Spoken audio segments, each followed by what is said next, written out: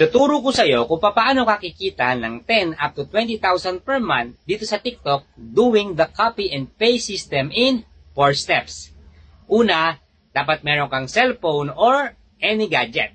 Pangalawa, dapat meron kang stable na internet connection dahil lahat ng gagawin natin dito is purely online. Pangatlo, dapat meron kang free time at least 3 hours per day. At pang-apat, ito yung pinaka-importante. Kailangan meron ka nung tinatawag naming user ID. Dahil sa user ID, dun mo makikita lahat ng transactions mo at dun din papasok ang income mo.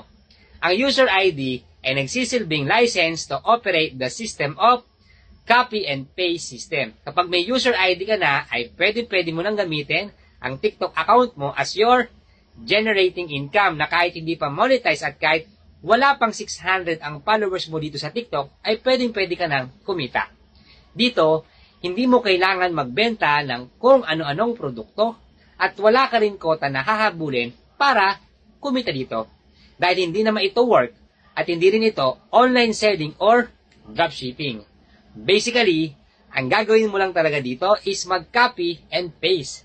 Pwede ito sa empleyado, OFW, senior citizen, retired, even mommy na nasa bahay lang na naghahanap ng side hustle dito sa online na pwede mong gawin anytime and anywhere, lalong-lalo na kung ikaw yung palaging babad dito sa TikTok at hindi naman kumikita, ay pwede mong subukan to.